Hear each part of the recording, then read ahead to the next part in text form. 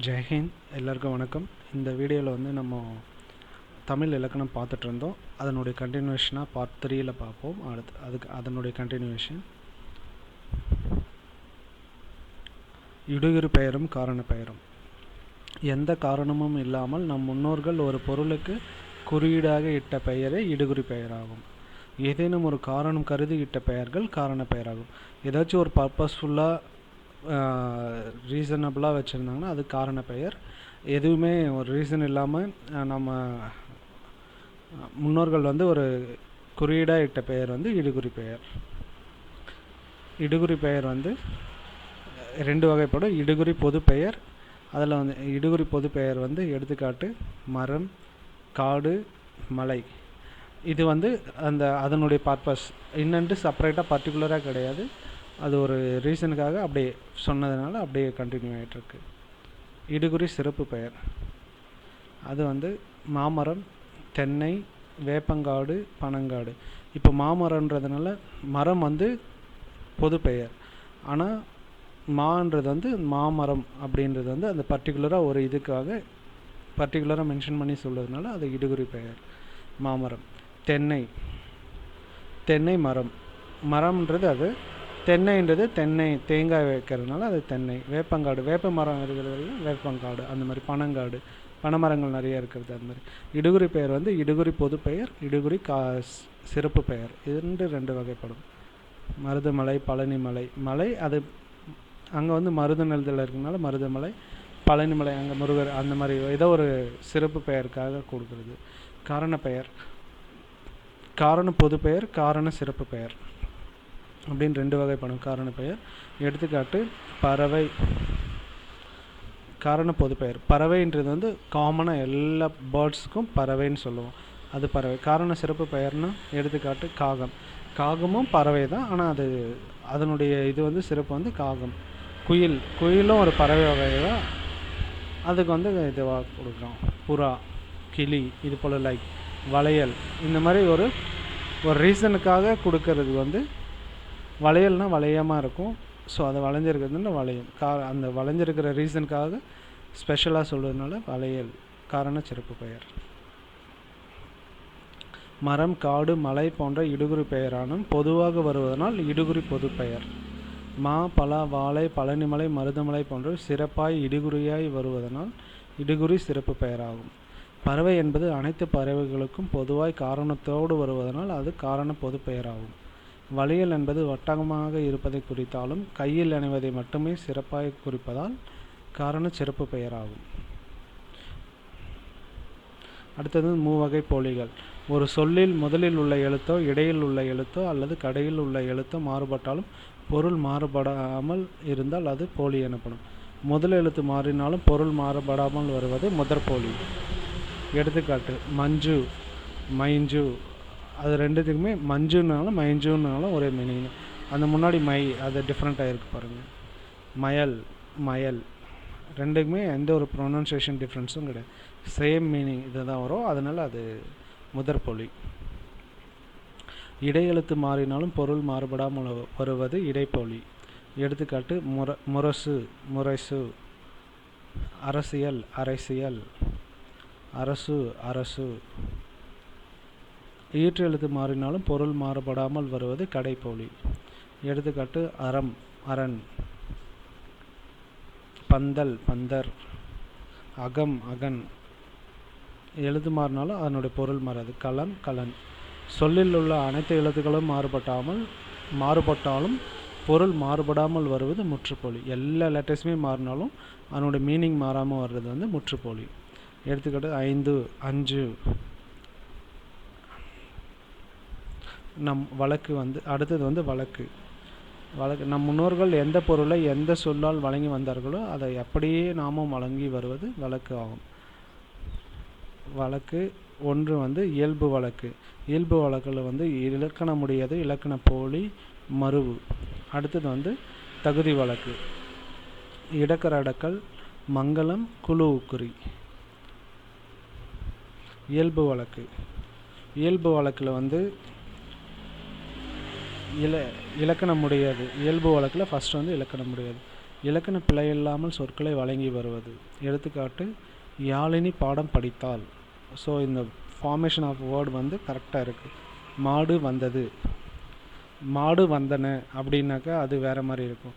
மாடு வந்தார் அப்படின்னாலும் அது பிழை. மாடு வந்தது அது வந்து இலக்கண முறைப்படி இருக்குது. அதனால் அது வந்து இலக்கணம் உடையது. இலக்கண முறைப்படி பேசுகிறதோ எழுதுறதோ அந்த இலக்கண முறையது. ஓகேங்களா. இலக்கண போலி. இலக்கண போலி வந்து அடுத்தது வந்து இலக்கண போலி. நம் முன்னோர்கள் இலக்கணமுடையது போல வழங்கி வரும் சொற்கள். எடுத்துக்காட்டு புறநகர், வாய்க்கால், நுனிக்கொம்பு. இலக்கணமுடையது இலக்கண போலி. இது ரெண்டுத்துக்கு டிஃப்ரெண்ட் பார்ப்போம். நகர்ப்புறம், புறநகர், இலக்கண போலி புறநகர். கால்வாய், வாய்க்கால். நுனிக்கொம்பு, கொம்பு நுனி. ரெண்டுமே மீனிங் ஒரே மாதிரி இருக்கும். பட் இலக்கணமுடையது லெஃப்ட் சைடில் இருக்கிறது, ரைட் சைடில் இருக்கிறது இலக்கண போலி.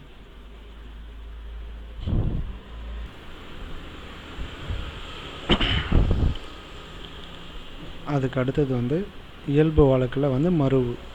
மருகி வருதல் அல்லது சிதைந்து வருதலை மருவு என்பது. எடுத்துக்காட்டு தஞ்சாவூர் வந்து தஞ்சை, கோயம்புத்தூர் என்பதை கோவை, திருச்சிராப்பள்ளி என்பதை திருச்சி. அதெல்லாம் ஷார்ட் பண்ணி அதை நம்மளோட கன்வீனியன்ஸ்க்காக மாற்றி இது பண்ணுறது வந்து மருவு என்கிறோம். ஓகேங்களா. அடுத்தது வந்து வழக்குலேயே வந்து தகுதி வழக்கு. இடக்கர் அடக்கல். அது வந்து பலர் முன்னே கூற இடையூறாக இருக்கும் சொற்களை நீங்கி தகுந்த சொற்களால் வழங்குவது இடக்கர் அடக்கல். எடுத்துக்காட்டு வாய் கழுவி வந்தேன் என்பதை வாய் பூசி வந்தேன் என கூறுவது.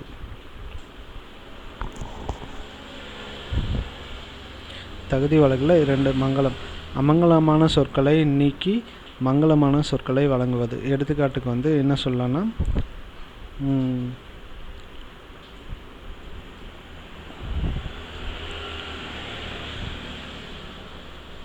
எடுத்துக்காட்டுக்கு வந்து அவர் மரணம் அடைந்தார், அவர் சரணம் அடைந்தார் அப்படின்னு அந்த அமங்கலமான அந்த வேர்டை மறைச்சிட்டு அதை வந்து மாற்றி நம்ம வந்து மங்களகரமான வேர்டு சரணம் அப்படின்னு சொல்லிட்டு சரணம் அடைந்தார் அப்படின்னு சொல்கிறது வந்து மங்களமான வேர்டு அப்படியே மாற்றி சொல்கிறது.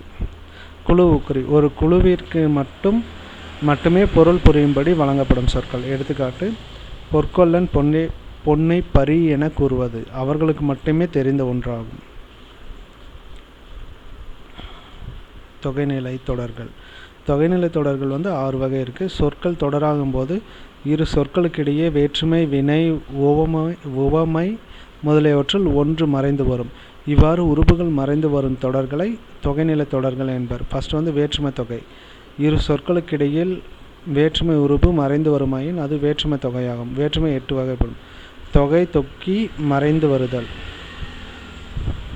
எடுத்துக்காட்டு 1 பால் பருகினான், பாலை பருகினான். ஐ என்னும் 2ஆம் வேற்றுமை உறுப்பு மறைந்து வந்துள்ளதால் 2ஆம் வேற்றுமை தொகை. தலை வணங்கினான் 3ஆம் வேற்றுமை தொகை. ஆள் மறைந்து வந்துள்ளது. வேலன் மகன் 4ஆம் வேற்றுமை தொகை. கு எனும் 4ஆம் வேற்றுமை உறுப்பு மறைந்து வந்துள்ளது. 4வது ஊர் நீங்கினான் 5ஆம் வேற்றுமை தொகை. ஊர் ப்ளஸ் இன் ப்ளஸ் நீங்கினான் 5ஆம் வேற்றுமை உறுப்பு இன் மறைந்து வந்துள்ளது. 5 செங்குட்டுவன் சட்டை 6ஆம் வேற்றுமை. இது வந்து செங்குட்டுவனது சட்டை அப்படின்னு மாற்றலாம் வரும். அது என்னும் 5ஆம் வேற்றுமை உறுப்பு மறைந்து வந்துள்ளது. குகை புலி 7ஆம் வேற்றுமை தொகை. குகை ப்ளஸ் கண் ப்ளஸ் புலி. கண் எனும் வேற்றுமை உறுப்பு மறைந்து வந்துள்ளது. அதுக்கு அடுத்தது வந்து அதிலே வந்து வினைத்தொகை.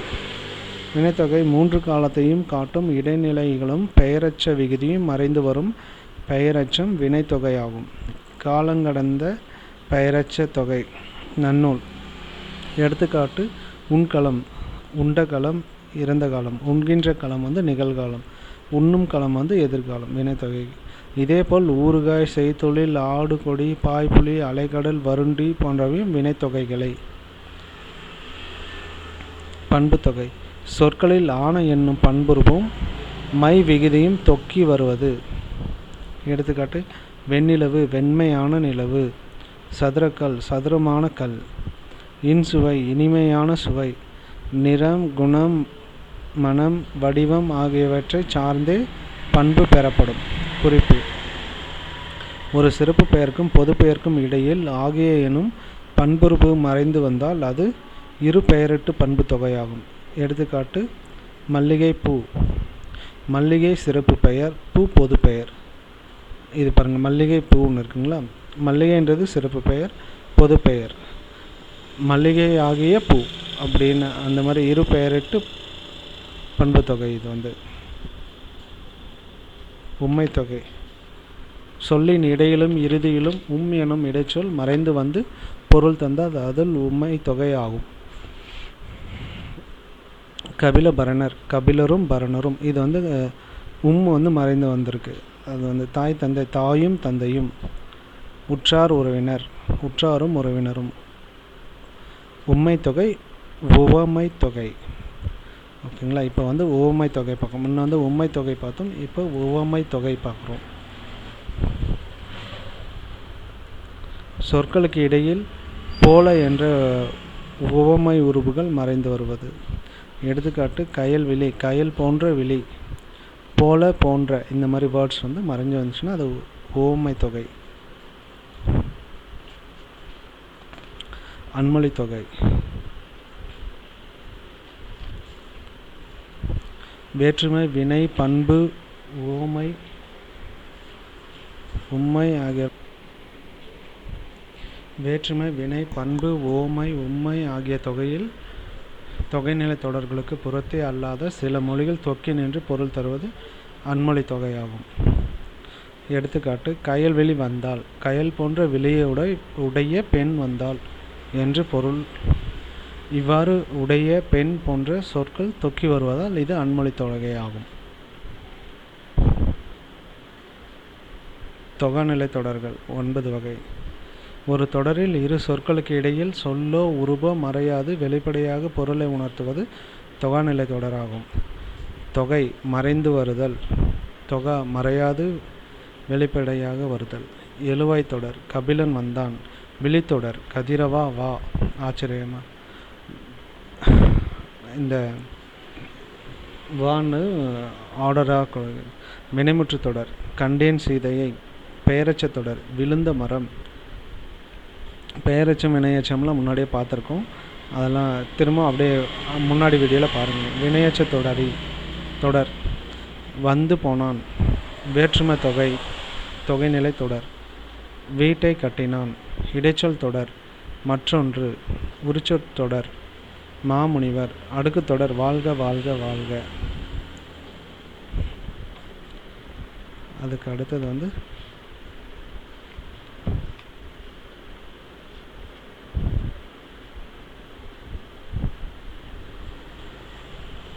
முற்று எச்சம், ஈரெச்சம், எழுவாய் விழிப்பொருள், ஆறுபுரு இடையீறு அடுக்கிவை தொகாநிலை.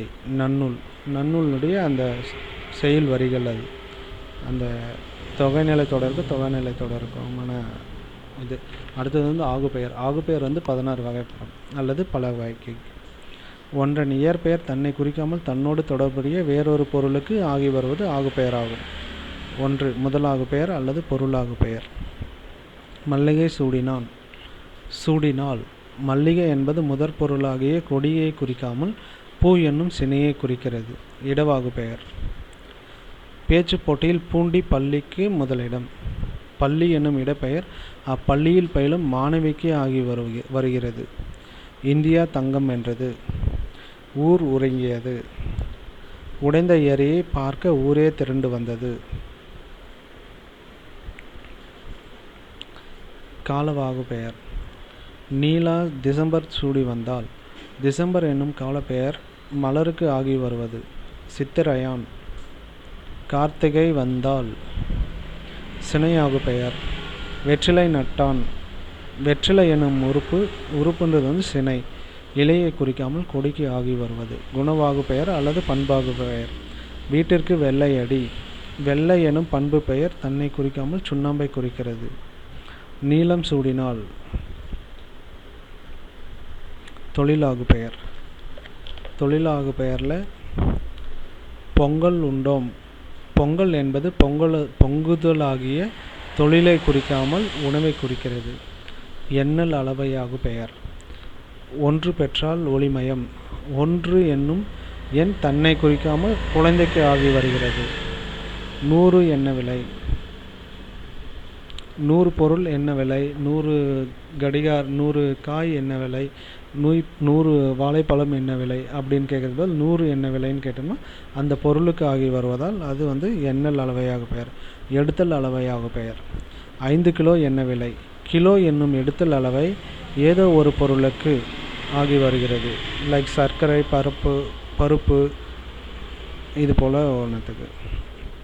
முகத்தல் அளவையாக பெயர். 3 லிட்டர் கொடு, அரை லிட்டர் கொடு. லிட்டர் என்னும் முகத்தல் அளவை பாலுக்கோ எண்ணெய்க்கோ அல்லது ஏதேனும் ஒரு பொருளுக்கு ஆகி வருகிறது. நீட்டல் அளவையாக பெயர். உடுப்பது 4 முழம், 4 மீட்டர் கொடு. இதெல்லாம் வந்து மீட்டர், முழம் போன்ற நீட்டல் அளவைகள் தன்னை குறிக்காமல் தன்னோடு தொடர்புடைய பொருளுக்கு ஆகி வருகிறது. சொல்லாகு பெயர். வள்ளுவன் சொல் வாழ்க்கைக்கு இனிது. தம்பி என் சொல் கேட்பான். சொல்லானது அறிவுரைக்கு ஆகி வருகிறது. இது வந்து ஒரு சொல் வந்து அதனுடைய செயலுக்கு ஆகி வருவதனால் சொல் வந்து அறிவுரைக்கு ஆகி வருகிறது. கருவியாகு பெயர். யாழ் கேட்டு மகிழ்ந்தான். குழல் கேட்டு மகிழ்ந்தான். யாழ், குழல் போன்ற கருவிகள் தன்னை குறிக்காமல் தன்னால் எழும் இசைக்கு ஆகி வருகிறது.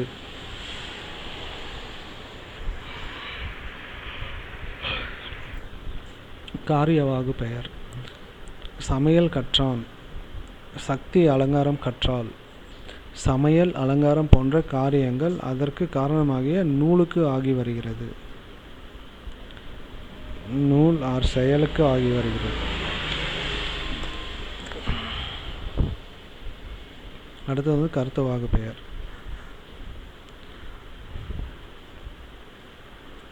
அவர் கம்பனை கற்றவர். அவன் வள்ளுவனை படித்தான். வள்ளுவனை படி.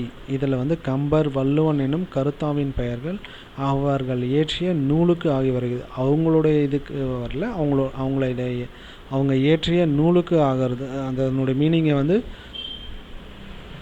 படிக்கிறாங்க, புக்கை படிக்கிறாங்கன்றது வந்து அதனால் அந்த கருத்துக்கு ஆகி வரதுனால கருத்துவாகு பெயர். ஓமை ஆகு பெயர். நாரதர் வருகிறார். பாவை ஆடினாள். நாரதர் என்பது கலகமூட்டுபவரையும் பாவை என்பது பெண்ணுக்கும் ஓமையாகி வருவதால் உவமையாகு பெயராகும். தானியாகு பெயர். பாலை இறக்கு, பாலை ஏற்று. பால் எனும் பொருள் இடத்திற்கு ஆகி வருவது தானியாகு பெயர் ஆகும். தானம், இடம்.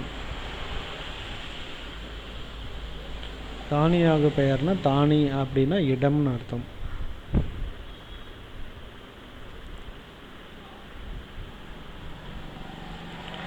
குறிப்பு: இடம் பொருளுக்கு ஆகி வருவது இடவாகு பெயர். பொருள் இடத்திற்கு ஆகி வருவது தானியாகு பெயர். இடம் வந்து பொருளுக்கு வந்துச்சுன்னா அது இடவாகு பெயர். பொருள் வந்து இடத்துக்கு ஆகி வந்துச்சுன்னா அது தானியாகு பெயர். அப்படியே ரிவர்சல்.